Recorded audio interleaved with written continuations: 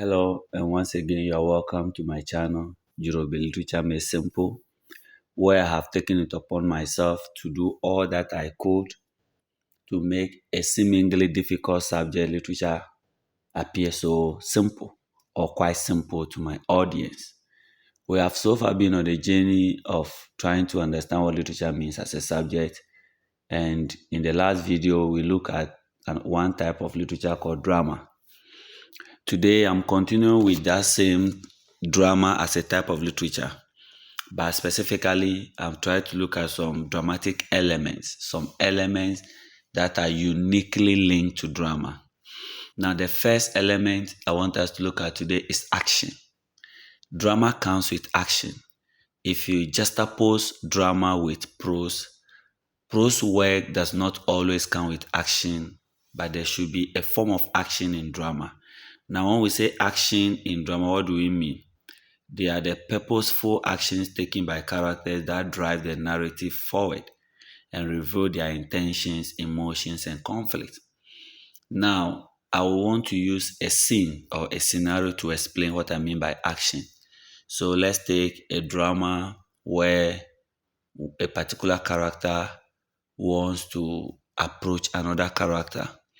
Now, before there is this approach, the character that is making the move is going to think about what to say, is going to decide how the approach is going to be. Then now we'll speak. The speaking will come with the words, the gestures, or maybe mime. All this together is what we call action. So when we talk about action in drama, we are not looking at physical movements alone. It is a holistic thing. It can be physical, it can be mental, it can be psychological, it can be anything observable or anything you can hear. That together gives what we call an action. Now, I would like to use a drama or a dramatic text by Shakespeare, Othello, as a point. So when Othello, who happens to be the protagonist of this whole story, there was a point in the story where Othello tried to woo a lady, but because of his inability to do that, has to send another character to woo the lady on his behalf.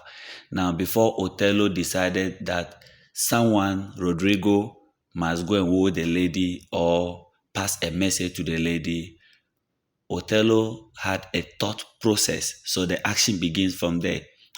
What to do, how to do it, or who, in this case, Rodrigo, to do it for you, what the person should go and say, the message, everything together is what we call action.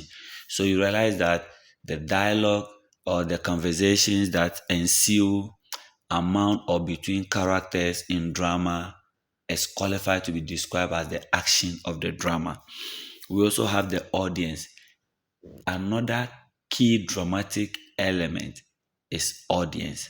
They form an integral part of drama. Don't forget, in one of our previous videos, I mentioned that drama is a piece of writing that is meant to be performed on stage. The primary purpose of drama is performance. Now, if there's supposed to be performance, then obviously there should be people that the performance will be meant for. In other words, there should be people that will come and watch your performance. Now, the people that watches this performance in drama, we call them the audience. This group of people, they have different names depending on where they are converged and the purpose. In church congregation, when they are at the stadium to watch a match, spectators. In drama, we call them the audience. They are very key in drama because the energy of the characters on stage, the attitude of the characters on stage, how swift, how nice the play will go or the drama will go is dependent on how the audience receive the actions. So when the audience are passive, do not respond, do not cheer when they have to cheer, do not applaud when they have to applaud their performance, the whole performance will become dull and it will not go well. So audience are very important when it comes to dramatic elements. or when it comes to the success of drama. Also, we have characters. If drama is meant to be performed on stage, then there should be people, there should be elements that will be given the roles that they will perform on stage. So these people are what we call characters. Now, at this point, I would like to state that I personally do not just define characters as people. For the sake of this video, usually the characters are human, but sometimes you can have puppets that will be given certain roles to play. Because drama is not only about speaking, sometimes we have miming, pantomime, melodrama, and the rest. So, on this note, I would like to define characters as people, objects, or things that are given unique roles to play, and they play these roles very well. So when I am given a role to play in a piece of drama and I go on stage and play that role, I am a character. When a dog is given a role to play and that dog is able to play that role, that dog is a character. Now, before I move to the next element, I want to bring in how characters are usually selected in drama. The process of selecting the right characters for roles in drama is what we call casting. So the group of characters are called cast. And this is a very interesting aspect of drama, literature or drama that a lot of people do not understand. We have cast and we have dramatis personae. Dramatis spelled Dramatist. Dramatis personae. Both cast and dramatic personae are the characters that perform the roles. But when you watch drama, at the beginning of the drama, where the characters are introduced to the audience, that's what we call the cast.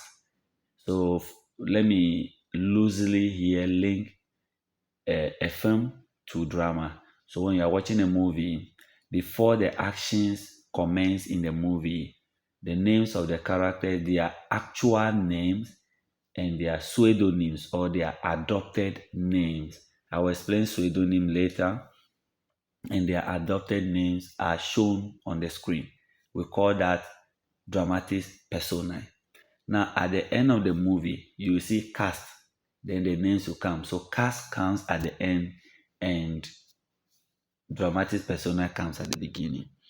Now, the next feature that I would like to talk about is monologue. Now, here we have monologue, we have soliloquy, and we have aside. I would like to explain the three all together. So, when we talk about monologue, it's a speech by one person, just a speech. So, one character will come on stage and just talk, talk, talk, talk, talk. Sometimes it is meant to develop the character and also how to propel the plot. Plot in this case is the sequential arrangement of the event or the series of events in a piece of drama. It could be plot can be found in prose, plot can be found in drama, and sometimes when you look at narrative poems, plot can also be found over there. The sequential arrangement of the events in the play is plot when we talk about plot in drama. Now, monologue is a speech by one person. Just that. The one person or one character comes on stage to talk. Mono means one. Log is the speech. Now, we also have soliloquy, which is also one person speaking. But the difference between monologue and soliloquy is this. In monologue, the lonely character or the one person, one character goes on stage and address the audience. But in soliloquy, the character speaks out loud his or her secret thoughts. In ordinary English, we say he or she speaks his mind out aloud. So whatever he or she is saying is not meant for the audience, but the audience hear him. So I come to sit down and sometimes to reveal the thoughts of the characters to the audience, then the playwright will introduce soliloquy. So the character will sit down instead of just thinking about an action, instead of just thinking about a situation, this character says out what he or she is thinking. But it is not meant for the audience to hear, but they hear it. Sometimes in real life, I always say that soliloquy happens in real life. You can be walking on the street or on a path, and somebody will pass by you and say something, and you'll be like, "Please, what did you say?" And the person will be like, "I wasn't talking to you." That is a typical example of soliloquy. It means that the person is thinking aloud. The person sometimes isn't even conscious that whatever he's thinking about, he's saying it out loud. That's why when you ask, "What did you say?" the person will tell you, "Oh, I wasn't talking to you." That is soliloquy. Now, aside is also one person speaking or addressing the audience. Aside is entirely different from soliloquy because in aside, the character is addressing the audience. Soliloquy, you are thinking out loud. Now, aside and monologue, because there's a similarity here, both aside and monologue, the character is addressing the audience. But in aside, the character is not alone on stage. The character is on stage with other characters or another character. Now, whatever he is saying in the aside, it is assumed that the other character or characters on stage with him or her cannot hear him. Usually, I tell my students that aside is a form of gossip.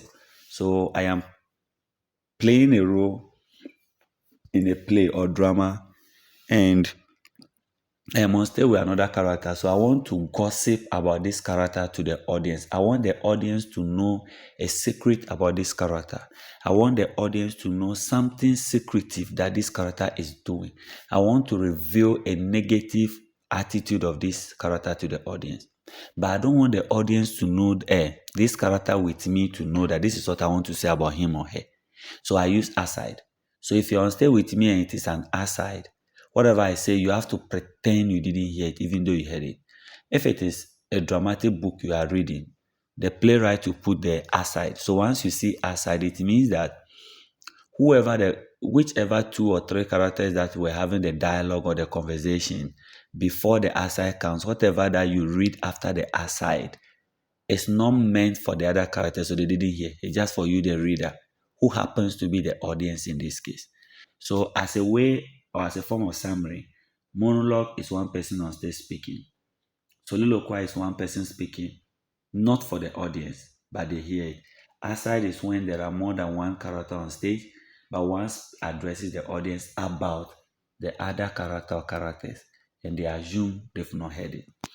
Now, when we meet next, in our next video, I'll be looking at meaning of setting, meaning of plot, meaning of theme, meaning of subject matter, and there are a lot of other dramatic terms that I'll be introducing you to.